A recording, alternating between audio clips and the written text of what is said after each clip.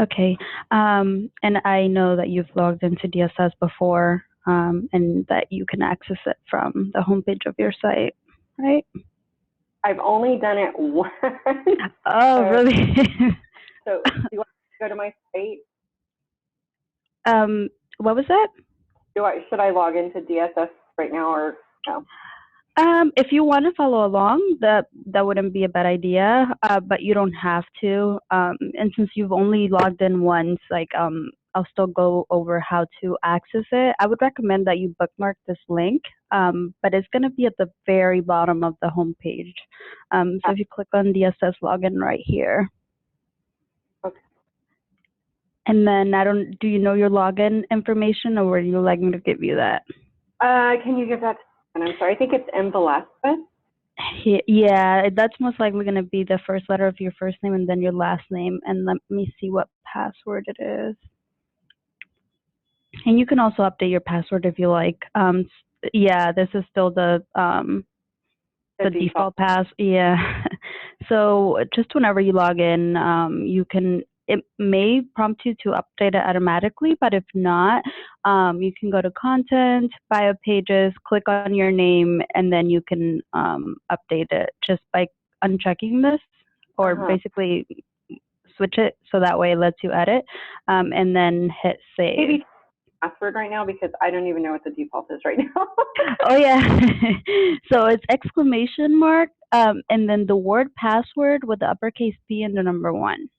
Okay, hold on.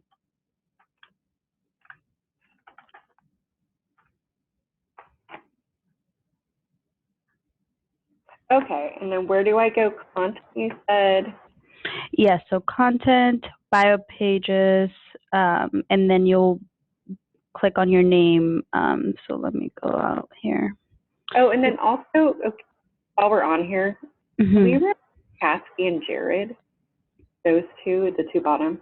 Yeah, we don't have any anymore at all. Oh, okay, so delete them. Yeah. Okay, so let me just delete Cassidy and Jared.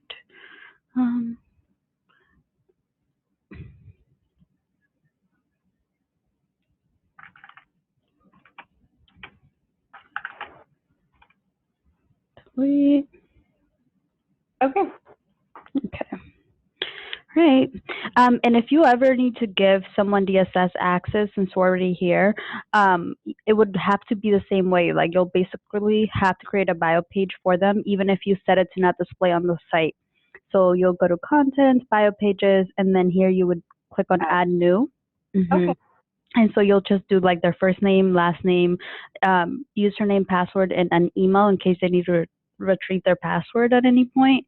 And then you can select what access level you want to give them. So the client admin is the highest, and then normal, it's just a few things. The normal one is basically they're not allowed to edit anybody else's bio page or access level, but they can essentially edit anything else. And then you wouldn't have to worry about an image, title, headline, bio. You can leave all of that blank, and you scroll down here. So normally the display options default this way, but you'll basically want to switch them to be the opposite of what they default, so that it doesn't display on the site and it doesn't create a page. Oh, okay. Yeah. So if this would be if somebody, you just wanted, if somebody else wanted to go in there and maybe check on leads or anything like that, but you didn't want to have a bio page on the site. Otherwise, then if you do want to buy a page on the site, you would keep them this way. Okay. All right. So let's get started here. So we're going to go to the dashboard. This data pulls in from Google Analytics and is always within the last 30 days. So you can also access more data in Google Analytics. I don't know if you already may have access to that. No. Okay, and if you don't, we can, either Susie or I can add you. We'll just need to make sure that your email is the Gmail. Yeah, it is. It is. Okay, so I can add you to that. So that way with that email and your password to your email, you can log in and look at all the analytics from the beginning of time, basically, since you've been with us. Okay. Okay, so let me just make a note of that. All right, so this will be your total leads within the last 30 days, and then your total sessions, anybody who came to the site, and then conversion rate is calculated by leads divided by sessions. Then the most viewed pages, this homepage is typically number one. I can see that this FAQ, a few library pages. It just kind of helps you see what information people are searching for and the average time that they're spending on those pages. And also, this will vary, like it kind of changes from month to month. Right. Mm-hmm. Like updates then. Right, yeah, like sometimes, you may have this FAQ here, but then next month it may be a different library page or FAQ up at the top. Okay. And then here, this will be leads by date. So this basically is just kind of a color-coded chart for you to be able to exclude any type of lead types that if you wanted to compare just your main and your calls or anything like that. But you can also click on each individual one, and then it takes you to all the details that are related to only that specific lead. But we're going to go under leads and reports, leads by date in a little bit, and go over how you can access more information about each lead type and stuff. Okay. This is just kind of so that you can see a month by month basis as well. There's and I'm probably really horrible for not having done this. There's a spot on our site where they can sign up for our newsletters. Mm-hmm. Is that? Let me see here. And I did the QA, and I should know, but let me see if this is it. Yeah, so here is where they would sign up for the newsletters. So newsletters here, and I don't know if I might have seen like a sidebar to be able to sign up. I can't remember, but right now, if you go to free info newsletters here, that's where people sign up for the newsletter. Okay. And then you can also see that in DSS, you can filter it out if you only wanted to see how many people have requested or signed up. You can see that as well. Yeah, I didn't see anybody had signed up for it. And usually that's not even how we just take people who are leads, like, and we'll just ourselves. Yeah, I feel like to me, it would be a little more clear if this said sign up for newsletters. I think like when I see newsletters, I think like I'm going to go there and see the newsletters on the navigation bar. But so do you normally just tag anybody so that you can send them the digital version of the newsletter whenever they become a client, or? Hold on just a second. Sorry, my boss just called. Hold on. No worries.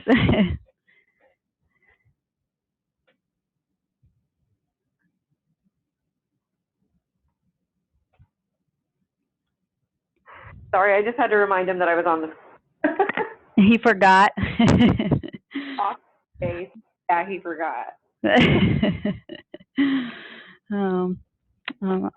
Okay, so here, if we go to, this will be leads by offer form. So this will be how many people requested either of the books or offers that you have listed on the site. So it looks like 4 people requested this one so far in the last 30 days, and then 1 person requested the divorce handbook. Mm-hmm. Okay, and then if we scroll down below that, so you'll see total sessions by channel. So you always want organic search to be number 1, so that's good. And then I see for you paid searches number 2, and then direct. Referral would be like if anybody clicked on another site and they came to your site that way. And then social, so if you're sharing any content to social media or running any ads on social media and they came through that way. And then we also have a feedback request built in. So it's a tool that allows you to request feedback from clients, and if they give you a 4 or 5, that's a favorable thank you. If they give you a 3 or below, that's an unfavorable thank you. So if they do give you a favorable thank you, they also there will be a follow-up email that will say something like, "Thank you for giving us feedback. Would you like to leave additional feedback?" And then you can add like your Google link or your Facebook, or just there's a few options of other sites that you can add if you wanted to generate reviews on those sites as well. And if they give you a negative or 3 or below, that would be a unfavorable. You would just thank them for giving you the feedback, and you don't have to ask for additional or publish it anywhere. But if it is a favorable thank you, you can publish it to the testimonial section of the site. Okay, and we'll go over how to set that up as well. Okay. So leads and reports settings. So let me just make sure here that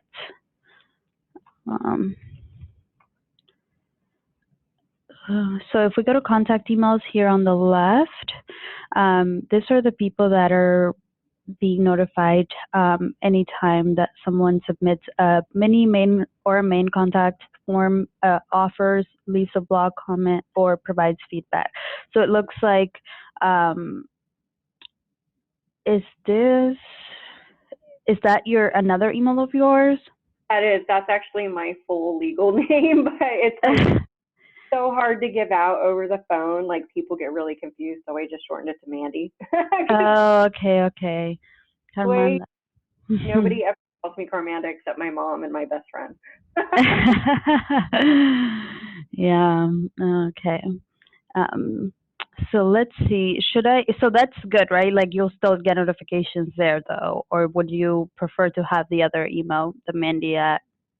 We can do the Mandy at Nathan Law Offices because that's the main one that I use. Amanda Velasquez one it's like the primary, and then the Mandy is actually a secondary one to that. So. Oh, okay. So it still goes to the same email essentially. It does. Okay. So I'll just leave that one because both of them could be in there, but. So then I'll get 2 actually. Oh, okay, that's right. Yeah. So let's see. Let's just replace it. And you can add as many as you wish too. Like, if you wanted to add additional emails for people to get notified for any of these, you can just continue adding them. Okay. And then what is the add text alert? What's that about? So this would be like if you wanted to receive the notification as a text message. However, we made our emails basically look fancier like about a year ago. So they look nicer when you receive the email, like just your email. But if you send it to the text message, it's a little funky because it basically looks like all code, and you kind of have to guess what it's saying. So you could put your phone number here and then select what carrier you have, and then add it, and you'll get a notification, but it won't look as nice. Yeah, because unfortunately text or messages are not able to be translated into just plain text. They don't really know how to read the HTML, so it looks a little bit off. Okay. Yeah, but if you wanted to try and see how that works, I don't think that it varies from phone to phone. You could add your phone in there. Oh, no. Okay, so if we go to leads and reports here, leads by date, this is where you can see all the leads and all the details about each one of them. So here you can see this is a chat. If you click on that, it shows you everything that was said. And I think you have Engage, if I'm not mistaken. Correct. Right? Yeah, so you can probably also log into the portal, Engage portal, and see this information there as well. So here you can see like the search engine that they were using, what information that they gave, and then everything that they said. This would be for a chat, for like a mini contact form. So mini contact form is going to be the one in the footer here. And it's also assigned to a lot of pages on the sidebars. So right here. And then the contact is the larger one on the contact us page. So this one. So that's what the difference between the mini and then the contact is. This is the larger form, this is the smaller form. And then under details, you can actually see what the page that they entered on, the page that they were on when they submitted, because sometimes it may be different. If they come in through to a page based on like an ad or something, and then they go and look around and then they submit it on a different page. So you can see all of those details. You also have the ability to classify. So let's say that you're following up with this leads just to see whether there could be potential clients, or if they just wanted to download the book and there's no case. You can kind of just classify them. So the lead type will pull from your practice areas, but if there's something here that you want to classify someone as and it's not listed on this list, you can also add them under leads and reports, leads by type. You can add additional lead types, and then they'll show up here. You can give them a score, so 1 being the lowest, 5 being the highest, what source. So a lot of the time it'll be internet, unless somehow you're adding them manually and they came through from a different, like a print ad or something. And then action would be like, did you take the case, refer the case, denied? If you did take the case, what was the action date, any notes, and then when was it closed, and was there any value to you? And again, the person or client won't know that you've given them a score, whether it's a good or bad score. It's just for you to keep track of which leads are potential clients versus, which ones you can just disregard. Also, you can do like a specific date range if you wanted to look, from the beginning of the year up until now to see all your leads. You can use filters as well. So if you only wanted to look at, let's say, newsletter sign up, or something from like maybe March 1st until now. So you would select the filters you want to apply and then do a search, and that would give you. So far it looks like not a lot of people are submitting this sign up. Somebody sign up that way, so that's a little bit crazy. Well, that's fine. Yeah. I'm gonna mention to Susie, I wonder if like she would think that it would probably be better to say sign up for newsletters or something else instead of just newsletters. Actually, I have that now on my notes to actually bring up in our monthly meeting, because we have a monthly meeting around the 1st of every month. So I was going okay. Okay, I'll let you do it. Okay, so basically you can use any of these filters and then apply. And also, if you wanted to do, let's say, just your offers, and you want to do maybe export them for any reason to keep track or anything like that, you can do actions, click on export, and it'll export a Excel file for you with all the information. Oh, okay. That's cool. Okay. Yeah, and you can do that for any of the leads, but a lot of the time people will do that for like offers. Okay. And then contacts. So we're going to move over to contacts now. If you click on search and edit contacts here, basically anybody that submits, any form on the site or sends a chat, or if you have a tracking number as well, if they call that number, they'll automatically become a contact here in your database. So let's say that this person, filled out a form and then they became a client.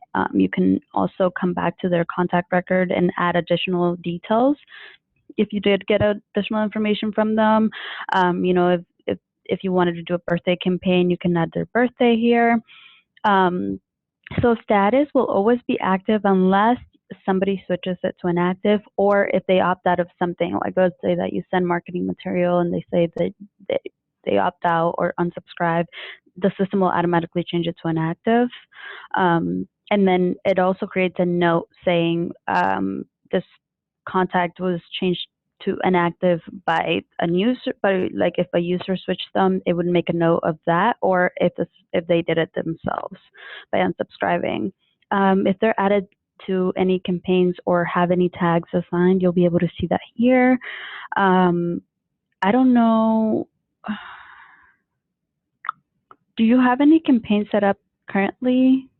I don't believe so. Like, we do our own stuff. Like, we do the newsletter, and we do everyone. We actually have birthday cards that we send out. Mm-hmm. All, like, he gets busy and he'll forget to do it, so it's not like a thing. But Mm-hmm. we stuff that we do on our own, and like every summer, like the summer's getting ready to come, we send out gift bags.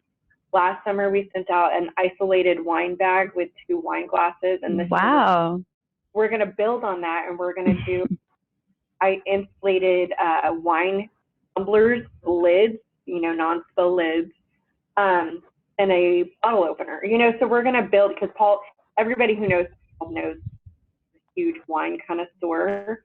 I want to be your client. So we build on that. So like those kind of campaigns, yeah, we do, but we don't never do it through DSS. Right. Okay. Well, that's really personal. And I mean, you could still do like send them the digital version of the card as well as the gift. Nothing can beat that. And that's really thoughtful. Okay.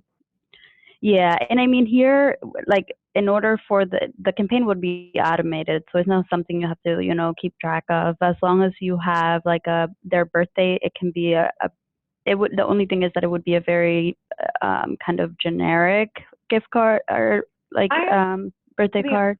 I like that idea a little better, so I'm going to actually talk to Paul about it, because if I just input everybody's birthday that we want in there, and here's another question. I get that, like, can I go in there and, I can see it right there. I can create a new contact, because we have this huge contact list that we have that you guys probably, and I did actually just send it to Susie, so you guys yeah.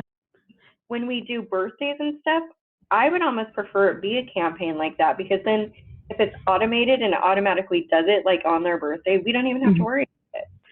Exactly. I mean, it could be a card that's kind of like general and that would be applied to anyone. It would have to be that way just because it's automated, but it pulls from the contact from their birthday, so it sends it to each person on the day of, and for the list that you are that you just mentioned that Susie has, if you click here, import from local file and import contacts, but if she already has it, I'm sure she won't mind just importing it. So if you click on download this file, normally we do want to have that file because it's formatted in a way that has to be so that it matches with every field. And then also like the new file, we recently updated this so that it allows you to add tags when you import them. Instead of adding tags separately, it just saves time. So if we do format this for you, she can share it with you so that way you can continue just adding more contacts as you go on, like as you move forward. And then you can continue to re-import the same file. And as long as anybody that doesn't have an email is excluded, you only add people with an email, you can continue re-importing the same one, and it'll add the new ones, and the ones that are already there, it'll just keep them the same. Okay. Yeah, so that way it's a lot easier than doing it like one by one. So you can bulk add all of them. Okay.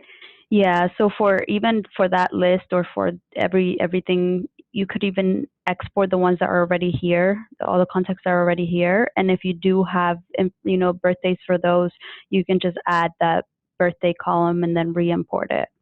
Okay, perfect. Yeah. Okay. So, and then here, if we go to content, so let's go to article library. This is where you'll spend a lot of time, is in the content section. Actually, before I start with the article library, let me just go to the content log here. If you wanted to see any content that was, edited by your team, us, or any content that was updated, deleted, or added, or all content, you can select what you want to see, or if you wanted to see on a month-by-month basis as well. Okay. And then, so article library.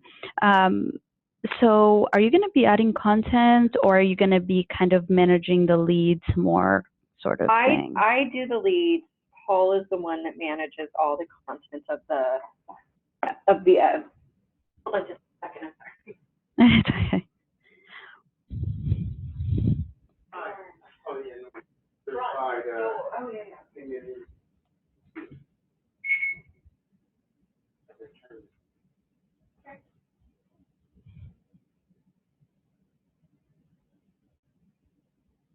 Sign and push name. Thank you.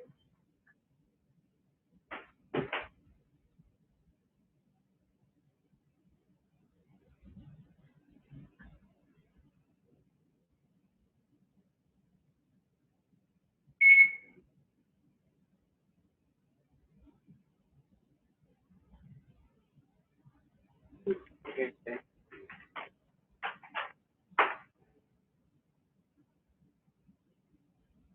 Here you go. Thank you. Sorry, I had a package I had to sign for. Sign for, yeah. It's okay. Okay. So he basically is the one who adds, but we can briefly go over, we'll just use one of this pages as an example. What I was going to say anyway is that basically once you know how to add a blog post or a library article or a FAQ page, you kind of know how to add any piece of content. They're very similar format. So and any time that you're looking at a page here in DSS and you're wondering what that page looks like on the site, you can click on View Site and it takes you to that page directly. So here, the title is going to be what creates the URL. So after that library, as well as the title tag. Okay.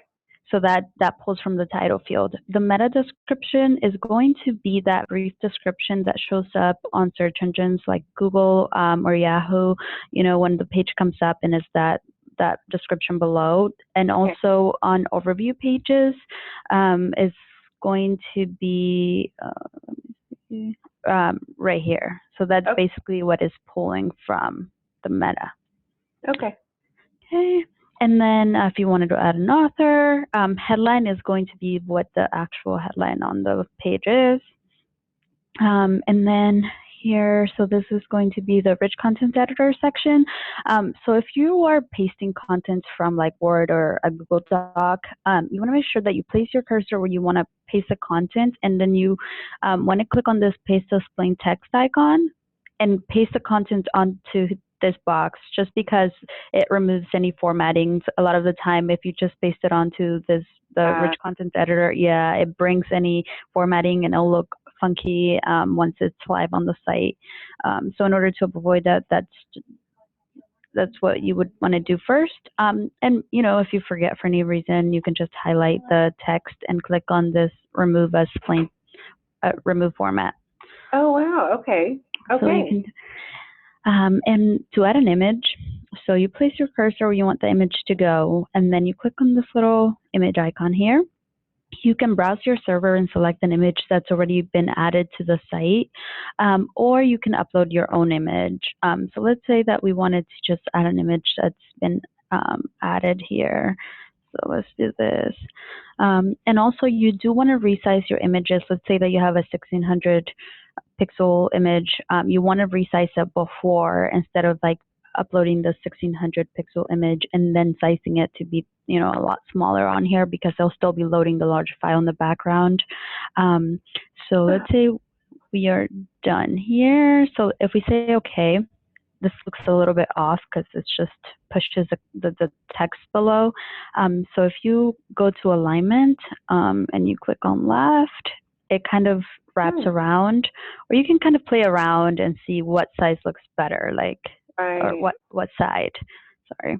So like, this looks a little cleaner, just to have the text wrap around it. Okay.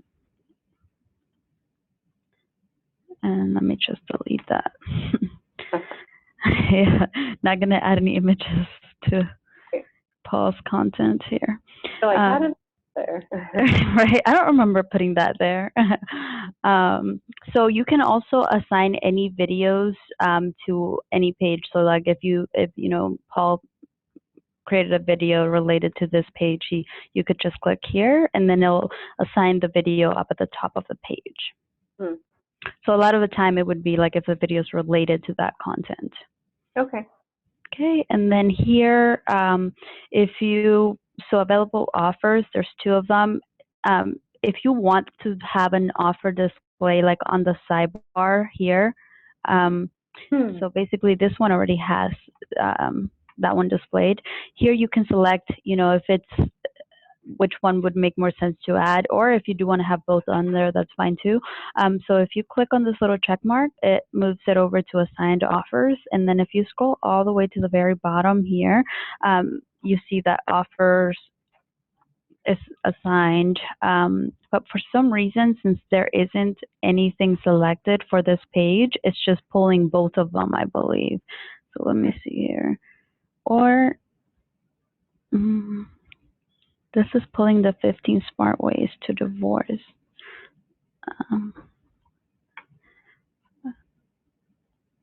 I wonder what this is.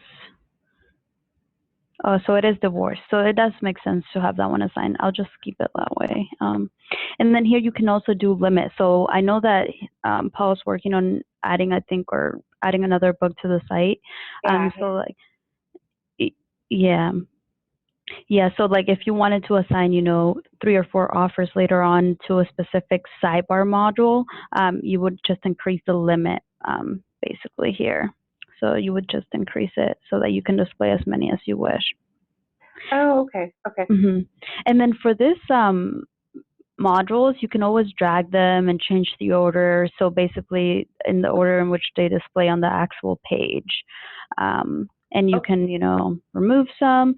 And another thing about modules is that they are assigned on 3 levels. So basically homepage, whatever's assigned to the homepage is assigned to everything else. So like overview pages and then pages within each section. And then the second level is overview pages. So if I go to the library overview page and I assign all these modules, it'll automatically assign it to every page within the library. But then if I want to have different modules for one specific library page that I have for the overview page, I would have to go to that page and assign different ones and then save it. Also, if you don't want to have any, you would just simply remove them all and assign a blank module so that there's no modules at all. And a lot of the time, the offer section of the site is where you would want to assign no modules just because you want to avoid any distractions and you want people to just submit the form and request a download. Okay. Yeah. Okay. Also, I can see that there's newsletters in here. So they're PDF files. So the only way to add or upload a PDF file would be under content article library, so where we are now, and then upload new file here on the left. So here you'll want to upload the file, give it a headline and a meta, and the title or the URL pulls from the file name. So whatever you name the file, that's what will create the URL for this. And then you do want to assign it to like the newsletter section. Okay. And then offers. So here, so you do have 2 of them. So offers are a little bit different because they have a place for a digital file as well as a specific image placeholder. So title, meta, and headline, same thing. Rich content editor, this will be like a brief description about what the offer is about. And then here it's where the image would go. So the image is the image that shows up on the actual page here. So this would be pulling from there. And then the thumbnail image is what displays on the homepage if that's assigned or on sidebars. And then also on the overview page where all offers are listed. So here,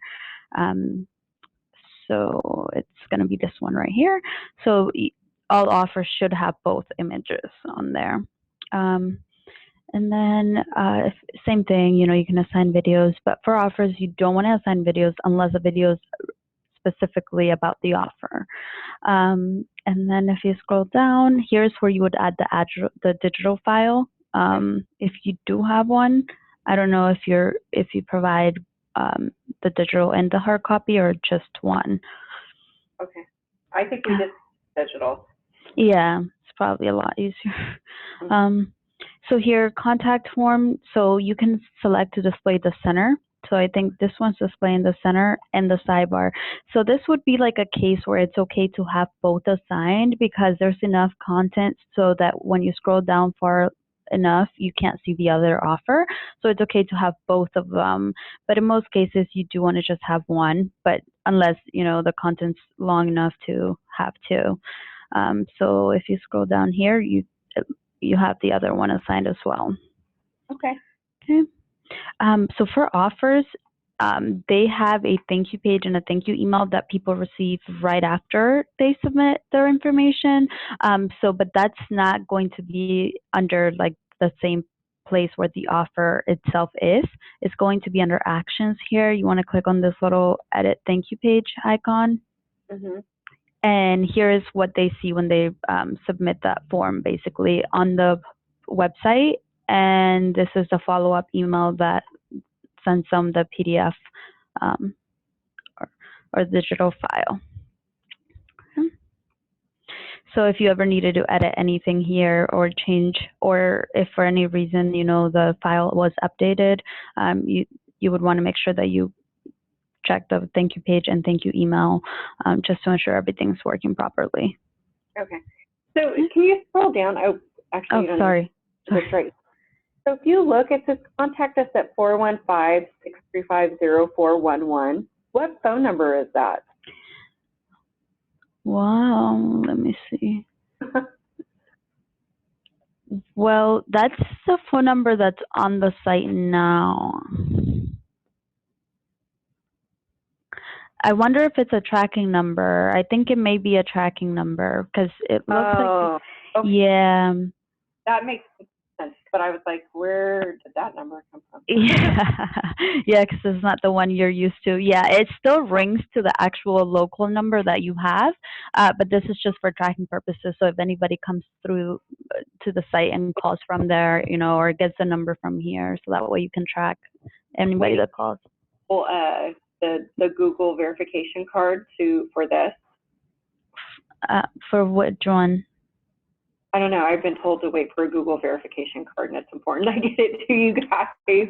So I've been waiting. I thought I had to do with that number, obviously. For a tracking number? Yeah, I didn't know what it was for.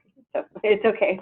It probably has nothing to do with it. Yeah, the Google verification is typically when you update your address. Oh, okay. Yeah, so I don't, let me see. I think you may actually have the tracking number with us. Okay. Yeah, so let me check really quick. Okay. Yeah, it is with us. It is with us. So it's a CTM, so call tracking metrics number. So that's why under leads you can see those calls. Yeah. Okay. Okay, so here, let's go over videos. So if you click on videos, to upload videos, so you're still using the old interface, which is fine, but we also have a newer interface that basically means that all YouTube or all videos are hosted on YouTube instead of on our server, and it just helps generate more views for your YouTube channel, and also the quality is a little bit better. So we could work on switching you over. You only have 13 videos, so it's not many of them, but currently to upload a video, you would go here on the left, upload video file, and you would select or drop video files here and then upload the video from your computer. And then once it's done uploading, you'll see a message that says success, and then you would click on publish video. And so I can see that there are some here that are just in the queue and probably nothing happened with them, but it will show up on this list. And then you would create a title, a meta, headline, add a little description about what the video is about. And then I wonder why he didn't post those. Yeah, I mean, I wonder if he knows they're here. Because sometimes, like, if you upload a video, so it looks like that one was uploaded twice. So, yeah, a lot of the time, if you don't publish it right away and you're like, oh, I'll come back and publish it later, you forget that you'll have to click under Manage Video Queue in order to see those videos. Otherwise, they won't just show up on there. It's a little confusing. Yeah, this is how with the older interface. But you do have a YouTube channel, right? Oh, you do. Yeah. Yeah, okay, so here it is. So if you go here, let me see if your YouTube credentials are valid. Okay, they're not valid. So yeah, so there's the YouTube channel. So I can see that there are more videos. Two, three, four. Oh no, it's the same. Okay, so that's good. Like all we have to do is match those videos basically, and then you would have the new interface if you wanted to switch over. But this does have to be connected at some point. So if you scroll all the way to step 5 and click on start authorization process, it will prompt you to log into the Google account that's connected to that YouTube channel. And then once you do log in, it'll say, do you allow DSS access? You'll say yes, and then it'll give you like a success message here. Okay. Okay, so I think that's basically it. If you did want to, so if you go to contact page here, this will be the contact page on the site. If you wanted to edit the contact thank you page or the mini contact thank you page, you would have to click here. And so right now it looks like it does need something like a headline. And I think the page content here is just very generic, probably what defaults if nothing's added. Right. Yeah, so maybe adding something in there would be beneficial because like the email right now for the main contact, there's no follow-up email. Right. And then let me see about the mini. Edit mini, thank you. Yeah, same thing for the mini. And you can say something, basically the same thing for both of them since they're both contact forms. Uh-huh. So that would be under content and then contact page. Okay, so we're going to move over to the feedback section. So let's click on edit feedback sequence here. Can I put you on hold for just a second again? I'm sorry. Yeah, no, it's okay.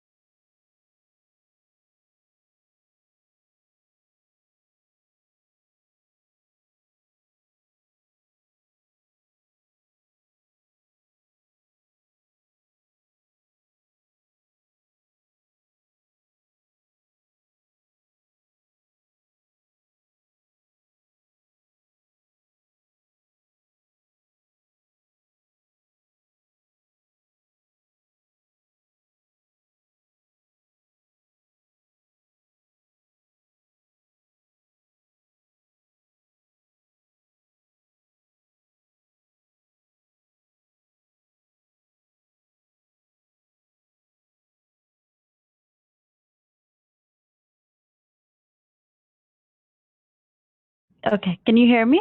Yeah, I can. Sorry. Okay, good. Yeah, no problem. Okay. I'm in the office while doing this training. So, what was that? Office while trying to do this training. So. Yeah, that's hard. It sounds like you have to. Yeah. Yeah, be up front. Are you like at the front of the office right now? I am at the very front of the office. Oh, okay. Yeah, no, it's totally okay. Multitasking. Okay, so we were looking at the feedback sequence here. So this information needs to be filled in if you do want to request feedback from clients. So you want to add a sender email, sender name. So the email content, this is very generic, but you can edit this to be a little bit more personal if you wanted. You're not allowed to edit the survey itself. So the survey should be like 4 to 5 questions, ranking 1 through 5, and then there's one that has a box that allows them to say whatever they'd like to say. And then the survey page you can edit, just not the survey again. And then if they do give you a favorable thank you, meaning like a 4 or a 5, then you would want to click on this, and you do want to fill out this information just because they have to give you a favorable or an unfavorable thank you. So this has to be filled in, because if they give you a 4 or 5, this is what they would see. So this is they see the thank you page on the site right away, and then they also get a follow-up email. And here's where you can add your Google link. So if you wanted to generate more reviews on Google, Avo, Facebook, any of these, but then if you have more than one link, the person would get to choose where they want to provide the additional feedback. If they give you an unfavorable thank you, then here is where you would add a email name, and you would just thank them. It wouldn't be asking for additional feedback elsewhere. What does the survey ask? Can I ask that? I know we can't change it, but can I know what's on it? Yeah, so I actually was going to say this next, that once you fill out everything, you should send it to yourself just so that you can go through the process and basically provide a review that's not a real review, but so that you can kind of see what the questions. I can't think of off the top of my head. I would have to send it to myself just because I've only seen it a few times. But it's saying like, how was the service? Just very it's like 5 questions. But once you're filled this out entirely, the way that you would request it is you go to contact, search and edit contacts, and then let me see if I'm here. Search.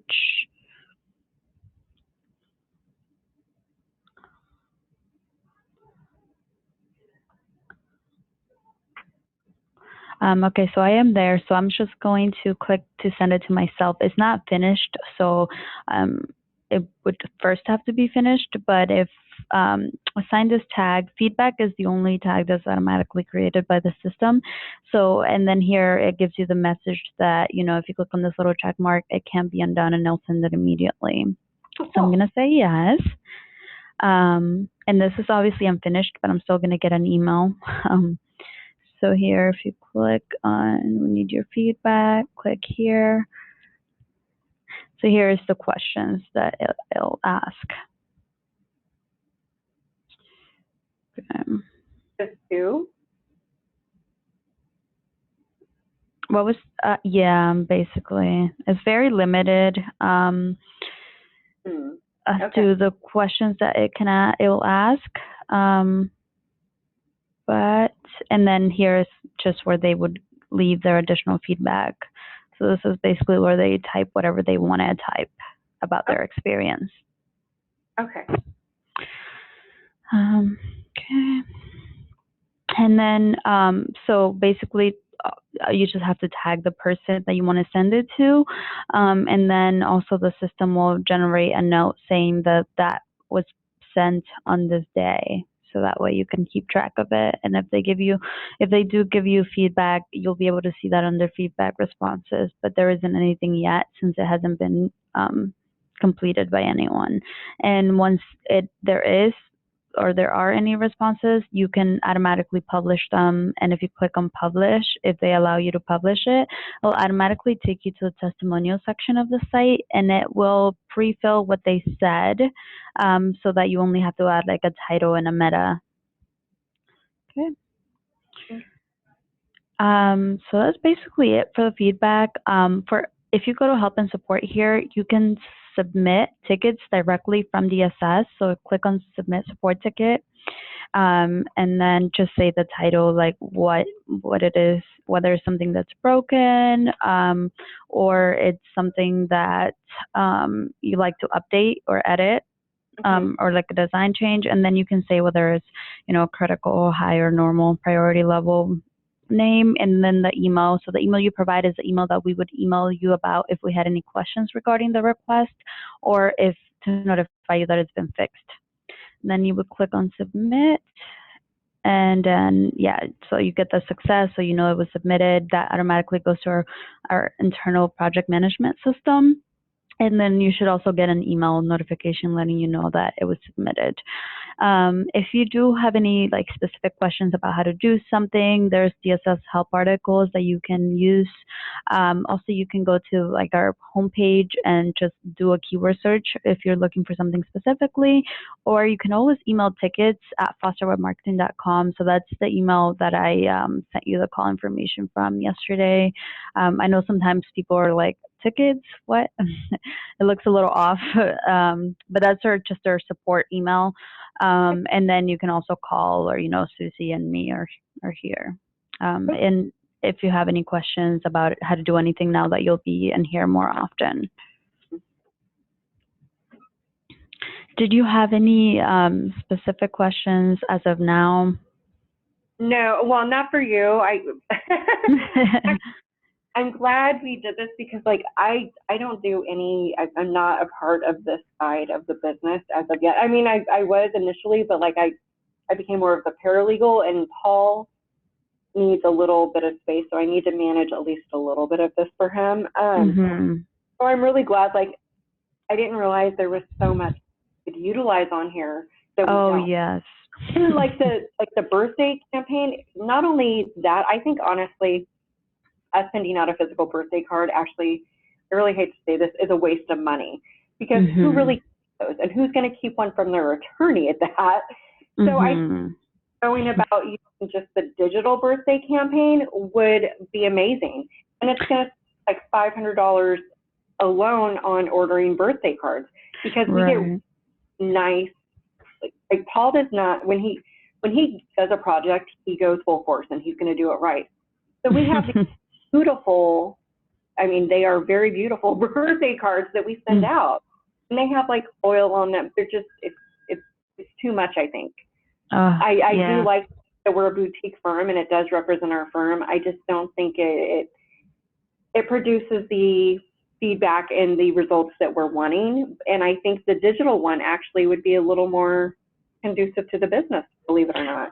Yeah, well, it would save you time and, like you said, money as well. So, and even if he said, he still wants to send it to some clients for, if he decided, you can still send both. Like, there's no harm in having the digital one, and it'll get there on time. You don't have to worry, it'll automatically just be sent. So. Yeah, it's what I'm saying. Like, he won't have to, he's not going to, like, we have it on a calendar every Monday. He's supposed to do birthday cards. I would forget. He forgets. Even if I forget, then he gets too busy. He's in court, and then he doesn't go home and do that. But I do agree. I think personally, like for certain clients and like certain associates and colleagues of ours, yes, definitely the physical one. It's more personal, and that's the personal touch. But like just to random people that I don't think, I honestly don't think everybody deserves. Right. Horrible to, So I do think you teaching me this, though, like going through this whole site, actually, it's like I want to promote the newsletter a little more, because everybody that does get the newsletter loves it. We put a recipe in there. It's very cool. Paul's birthday was in the April one, so we have a picture of him and his daughter in there. So it lets our clients know that he's a human too, and it makes them more approachable. So I think that newsletter is actually a huge thing. So I want to really promote that. I like the leads and reports thing. Like I talked to him about the automatic campaigns, and I like how now I know how to edit the video queue, because and this is how he is. He like gets distracted, and I could be like, hey, we need to finish this up, and so that's like my job. It means, can you do this? Him saying we need to finish this up is, can you do this? Probably.